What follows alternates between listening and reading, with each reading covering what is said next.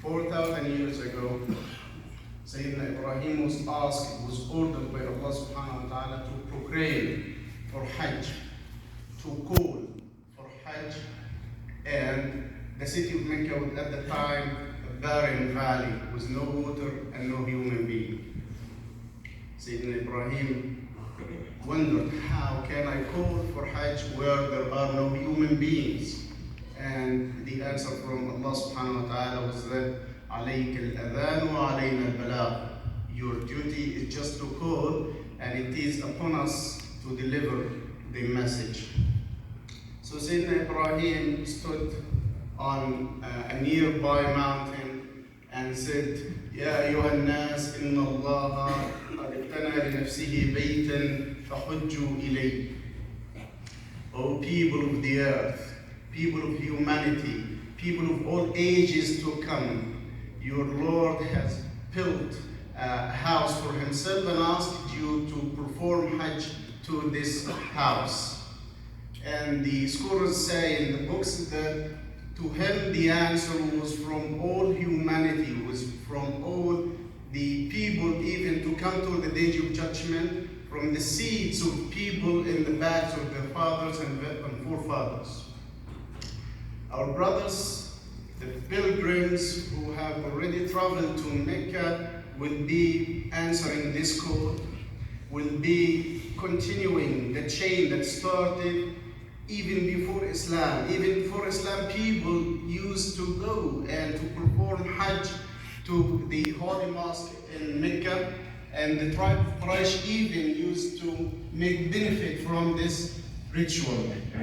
But because over the years it has changed a lot from the days of Sayyidina Ibrahim. It was during the 10th year of Hijrah that Sayyidina Muhammad sallallahu alayhi wa sallam re-established the Islamic nature of Hajj with its details of the rituals.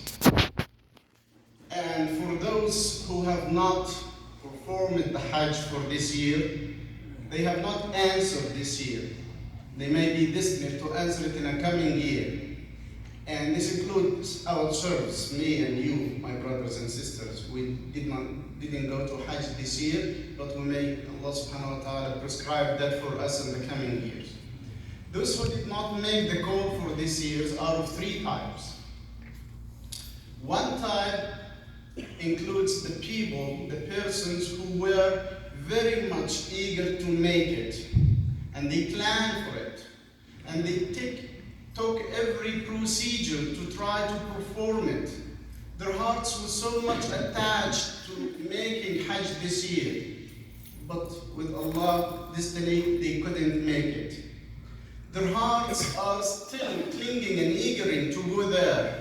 And while the pilgrims will be encircling and making tawaf around Kaaba, their hearts are with them, encircling the Kaaba and trying to please Allah subhanahu wa ta'ala.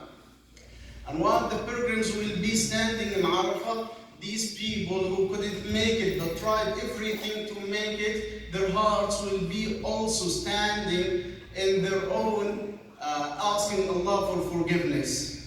And while the pilgrims will be resting in Mina, those people who couldn't make it but have taken every precaution and every step to try to make it, in fact, they will be asking also their hearts to attain all their aspirations, لِيَبْلُغُوا الْمُنَى. And while the pilgrims will be spending the night in Muzdalifah, their hearts also have been attached nearer and nearer to Allah subhanahu wa ta'ala. For this first type, the people who couldn't make it but tried everything to make it, and that they exerted every effort in their utmost power to go there, we have some glad tidings.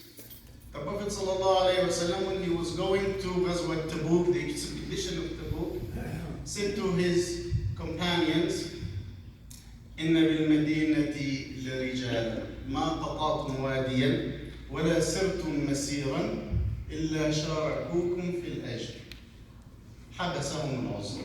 In Medina, there are people, there are men who will share you in the same reward, no matter which valley you cross or which enemy you face and you have the reward. They intended to come with you, but what caused them not to come were some accepted excuses. And this means that إنما الأعمال بالنيات. Actions are but by intentions, and by your intention you can attain the same reward of something that you couldn't make, although you have taken all the necessary procedures to make it. So for those, the first type of those who couldn't answer the call for Hajj for this year, we say that inshallah they will have the same reward of Hajj like those who have already went to Hajj, have already gone to Hajj.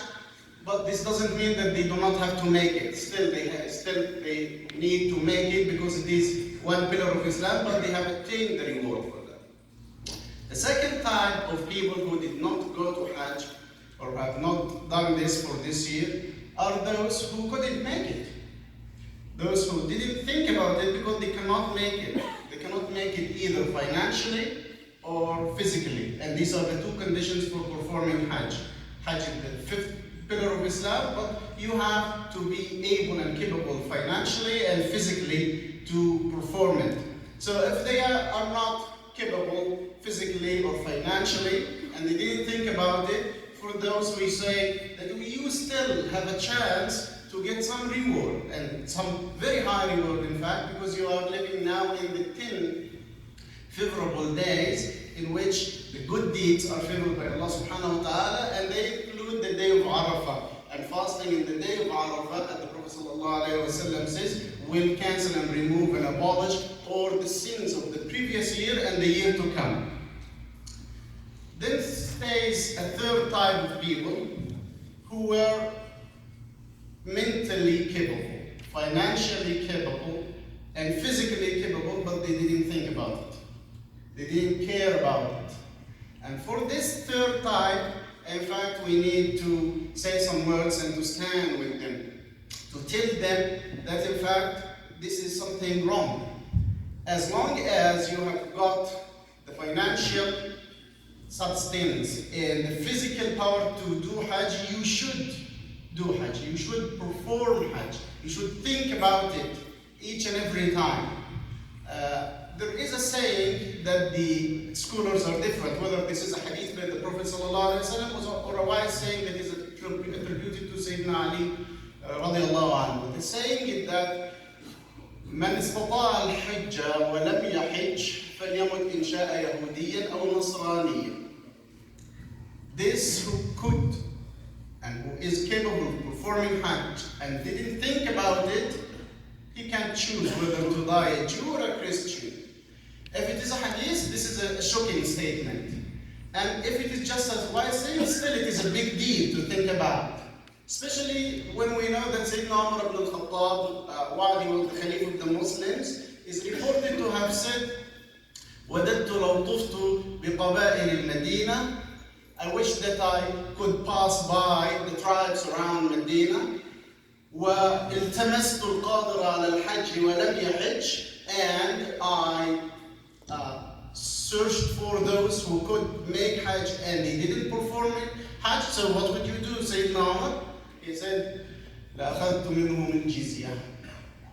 So that I will take from them the tribute, the jizya that is taken from the Jews and the Christians. So this supports the saying, even if it is the saying of Sayyidina Ali ibn Abi Talib. And why is that, dear brothers and sisters? The fact is that this is a pillar of Islam, which means this is the 1/5 of Islam. If you say the Shahada, if you perform the prayers, if you fast in the month of Ramadan, and if you pay your zakah, this is very great, but this is not complete Islam. اليوم أكملت لكم دينكم was revealed in the day of Arafah, in the farewell Hajj of the Prophet ﷺ, because people were in Hajj, and by performing Hajj, they have, for them, the deen was completed. You need this last part. But how, or what does it mean to be capable of going there? How do we know that I'm now financially capable of doing that? The Prophet ﷺ says, حِجُّوا قَبْلَ أَنْ لَا تَحِجُّوا. Perform Hajj before you may not be able to do it. How you may not be able to do it, you may lose your money, so you will not be capable financially. You may lose your health, so you may not be physically capable, and you may lose your life. You cease to exist. And so in front of Allah, what would you say? You had all the means to go there, but you didn't think about it. For this third type, some excuses are always told. Some say that I'm not ready yet. I have a lot of sins and I need to purify myself before I'm ready to go for Hajj. And we say it doesn't work this way. In fact, it works the other way around. You need to go to Hajj in order to have this spiritual journey and to purify yourself and to get transformed through Hajj, not the other way around. It is now or never. You should do it even if you have sins, even if you are not ready, even if you don't think that you are quite well prepared, because the journey of Hajj is the chain along history and along ages that connects all the muwahideen, monotheists, and the Muslims through all religions, even before Islam until this day. Some would say that I've got some money and I'm capable physically, but I'm waiting to get more money so that I can get my wife and my children with me, not alone. And this is a noble thinking, to have your spouse or your wife, your father and mother, or your kids with you. But according to fiqh in Islam, you are not obliged to take them with you. It is a duty upon you to do it yourself. If you take your family with you, this is something good and this is something preferable, but it is not an excuse to postpone Hajj. Some would say, I have sufficient money to make Hajj, but if I make Hajj, then I will be poor. I will spend all my money and then I will return to be a poor person. And for those, Sayyidina Nabi sallallahu alayhi wa sallam says, Al-Hajj wal-Umratu yanfiyan al-faqr. So Hajj and Umrah will abolish, will remove poverty. And this means that in fact, your money will be doubled or even tripled. The rizq from Allah subhanahu wa ta'ala and the barakah from Allah in you, a small amount of money will make it a big amount of money. And in the Quran, Allah says, لِيَشْهَدُوا مَنَافِعَ لَهُمْ, so that they will witness benefits for them. And some of the benefits would be to have a door for becoming rich and a door for becoming wealthy by performing Hajj and Umrah. In fact, brothers and sisters, those who postpone Hajj with no real excuse need to repent to Allah subhanahu wa ta'ala from this postponing. Need to say, اغفر لنا يا Allah, for not thinking about Hajj. And we all need to have this repentance and this forgiveness, asking forgiveness from Allah subhanahu wa ta'ala. فإن خير الخطائين التوابون. استغفر الله. His lifetime performed one Hajj, and this is known as the farewell pilgrimage or the farewell Hajj.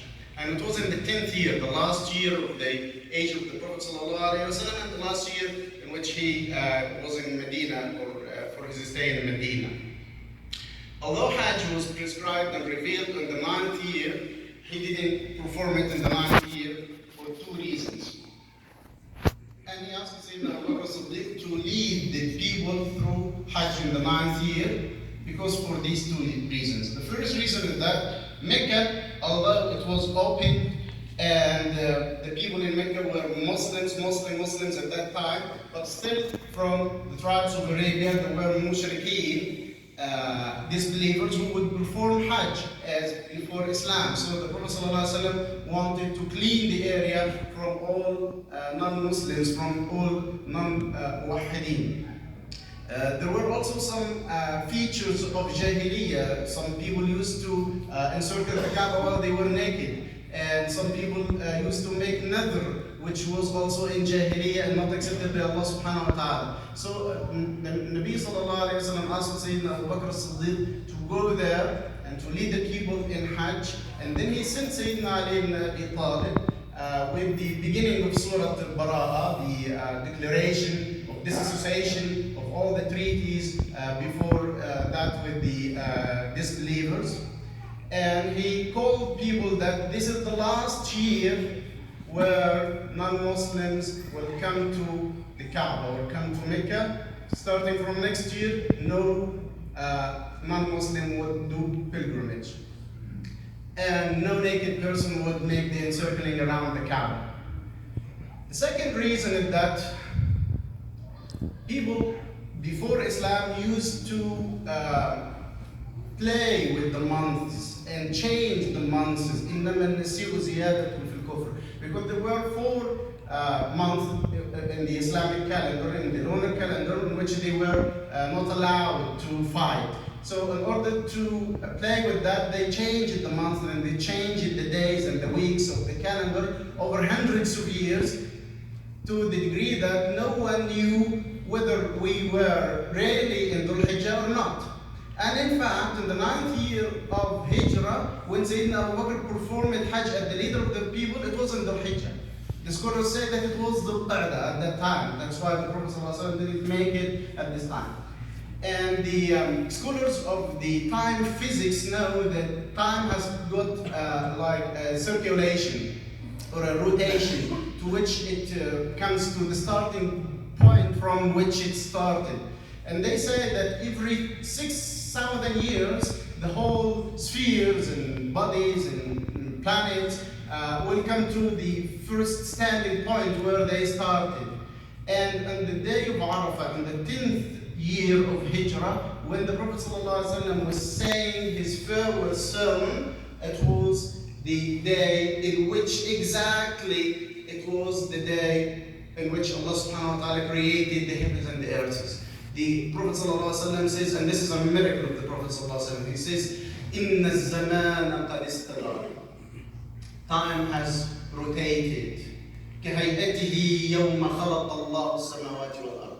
So this is the day that is exactly, that fits the day in which Allah subhanahu wa ta'ala created the heavens and the earth. السنة 12 شهرا. And then the Prophet ﷺ began to explain the names of the month and the hurma being haram for the month and the day and the person, because being prohibited to touch can be an attribute of the person himself who wears the ihram, because he is the guest of Allah subhanahu wa ta'ala, and it can be an attribute of the place. Mecca and Medina are 2 harams, which means that they are prohibited and protected cities and territories. And it can be an attribute for the time itself, الشهر الحرام كحرمة يومكم هذا في بلدكم هذا في شهركم هذا. And in this day, the Prophet ﷺ gave us a manifesto of human rights which is superior and higher and more noble than any other human rights bill on the face of this earth. In this declaration, he asked Muslims to take care of one another, that there is no difference in color and in language between people, and the only difference is according to piety and good deeds. He said that each person, his money and his wife and his women are an interest to each other. No one should hurt each other. And he said that women, treat women gently, and he advised us and recommended for us to take care of women, and they are our helpers and our assistants in this life, and our cooperative persons in this life. He also, sallallahu alaihi wasallam, said that dealing with usury and benefit is haram, is prohibited. وأن أول ربا أطعمه ربا عمي العباس, even if it was the usury of my uncle Al-Abbas. And finally, he asked everyone who was attending to pass this message to the others. And in fact, to be attending to this sermon means that you hear it and it reaches you. So you don't have to be at the same place at the same time. Once you have heard it or once you have read it, then you are one of the witnesses, and then you are one of those who are asked to pass it to the rest of humanity and the rest of ages. And not passing it by just speaking and saying about it, but by enacting, by performing, by doing that, by showing that you do not deal in usury or in benefit, that you do not discriminate between people, that you are gentle to your household. And as we remember the Prophet ﷺ in this farewell pilgrimage, we ask Allah subhanahu wa ta'ala أن يغفر لنا ذنوبنا ويتجاوز عن سيئاتنا وأن يرزقنا الحج والعمرة مرات عديدة وأوقات مديدة